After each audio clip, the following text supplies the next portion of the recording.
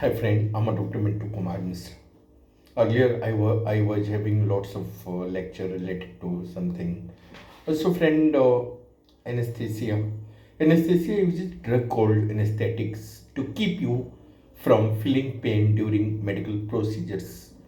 Local and regional anesthesia numbs a specific area of your body. General anesthesia makes you temporarily unconscious, fall asleep, so you can have more invasive surgery. Now we'll talk about what is anesthesia.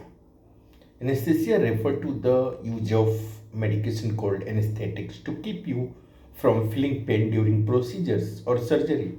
Anesthetic temporarily block sensory signals from your nerves at the site of the procedure to the centers in your brain.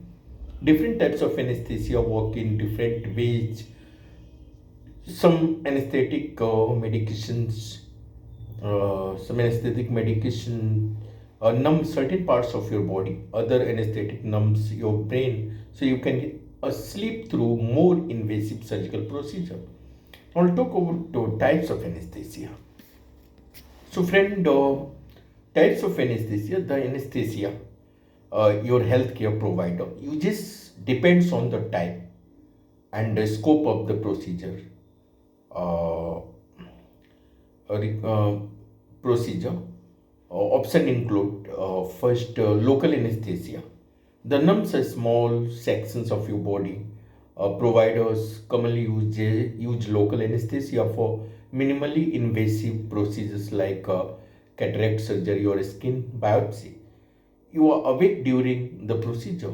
Sedation, also called twilight sleep.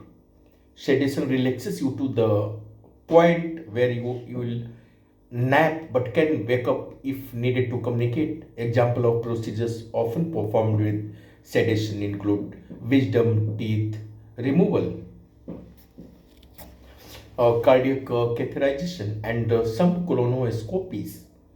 Although you won't be completely unconscious, you are not as likely to remember the procedure. Regional anesthesia. Regional anesthesia blocks pain in a larger part of your body, like a limb or everything below your chest. Example include an epidural to ease the pain of childbirth or an arm block for hand surgery. Providers might administer regional anesthesia in addition to sedation, or they may administer it by itself. General anesthesia, the treatment makes you unconscious and insensitive to pain or other stimuli. Providers use general anesthesia for more invasive procedure or surgeries of your head, chest, or abdomen. I will talk about procedure details. Procedures details. Who administers anesthesia? If you are having a relatively simple procedure that requires numbing a small areas, the provider performing your procedure will often administer the local anesthetic. For more complex and invasive procedures, a physician anesthesiologist will prescribe the anesthetic medication and manage your pain before, during and after surgery. In addition to your anesthesiologist, your anesthesia team may include physician in training, fellows, or residents, a certified or registered nurse, anesthetist CRNA, a certified anesthesiologist assistant CA. Now I'll talk about how should I prepare for anesthesia. Make sure your healthcare provider has a current list of the medications, vitamins, and other supplements you take. Certain drugs can interact with anesthesia or increase the risk of complication. You should also avoid food and drink for 8 hours before you go to the hospital unless directed otherwise. Quit smoking, even if it's just for one day before the procedure, to improve heart and lungs health. For best results, stop smoking 2 weeks before your appointments. Stop taking herbal supplements for 1 to 2 weeks before the procedure as directed by your provider. Stop taking Viagra or other medication for erectile dysfunction at least 24 hours before the procedure. Take certain but not all blood pressure medications with a sip of water as instructed by your healthcare provider. So, friend, what happened during anesthesia? You should know this. During anesthesia, a provider administer one or more types of anesthesia. They may also give you anti-nausea medication, monitors vital signs including blood pressure, blood oxygen level, pulse and heart rate, identify and manages issues like an allergic reaction or change in vital sign, provider guidelines for managing pain after surgery. So friend, what should I do after getting anesthesia? For procedures using local anesthesia, you can return to work or most activities after treatment unless your healthcare provider says otherwise. You will need more time to recover if you have received regional or general anesthesia or sedation. You should have someone drive you home.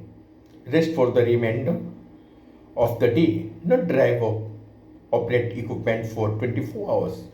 Abstain from alcohol for 24 hours. Only take medication or supplements approved by your provider. Avoid making any important or legal decision for 24 hours. So friend, I will talk about risk benefit. Risk benefit. What are the potential side effects of anesthesia? Most anesthesia side effects are temporary and go away within 24 hours, often sooner, depending on the anesthesia type and how providers administers. If you may experience back pain or muscle pain, chills caused by low body temperature, hypothermia, difficulty urinating, fatigue, headache, itching, nausea and vomiting, pain, tenderness, redness or bruising at the injection site, sore throat, pharyngitis. What are the potential risk or complication of anesthesia? Every year, millions of American safety receives anesthesia while undergoing medical procedures. However, anesthesia does carry some degree of risk. Potential complications include anesthetic awareness for unknown reasons, but 1 out of every 1,000 people who receive general anesthesia experience awareness during a procedure. You may be aware of your surrounding but unable to move or communicate. Collapsed lungs, atelectasis, surgery that uses general anesthesia or a breathing tube can cause collapsed lungs. This rare condition occurs when air sacs in the lungs default or fill with fluid. Malignant hyperthermia. People who have malignant hyperthermia (MH) experience a dangerous reaction to anesthesia. This rare inherited syndrome causes fever and muscle contractions during surgery. It's important to rotate a personal or family history of MS to your physician anesthesiologist before your anesthetic to avoid drugs that trigger this reaction. Nerve damage. Although rare, some people experience nerve damage that causes temporary or permanent neuropathic pain, numbness, or weakness. Post-operative delirium. Older people are more prone to post-operative delirium. This condition causes confusion that comes and goes for about a week. Some people experience long-term memory and learning issues. So, friend, I'll talk about risks and benefits. Who is at risk of anesthesia complications? Certain factors make it riskier to receive anesthesia, including advanced age, diabetes or kidney disease, a family history of malignant hypothermia, anesthesia allergy, heart disease, high blood pressure, hypertension or strokes, lung disease like asthma or chronic obstructive pulmonary disease (COPD), obesity, body mass index or BMI of 30 or more, seizures or neurological disorder, sleep apnea, smoking, recovery and outlook. How long does anesthesia stay in your system? Anesthetic drugs can stay in your system for up to 24 hours. If you have had sedation or regional or general anesthesia, you should not return to work or drive until the drugs have left your body. After local anesthesia, you should be able to resume normal activities as long as your healthcare says it's okay. So, friend, when to call the doctor? When to call the doctor? So, friend, when should I call my healthcare provider? When should I call my doctor? When should I call my emergency department? You should know these things. So, friend, you should call your healthcare provider if you have had anesthesia and experience difficulty breathing, extreme itching, hives or swelling, numbness or paralysis anywhere in your body, slurred speech, dysphagia, difficulty swallowing. So, friend, so many questions are there. Additional common questions people always ask: how long does anesthesia last? So, friend, it depends on the procedure. Your provider will determine your dosage based on your individual needs and how long the surgery takes. Is anesthesia a painkiller?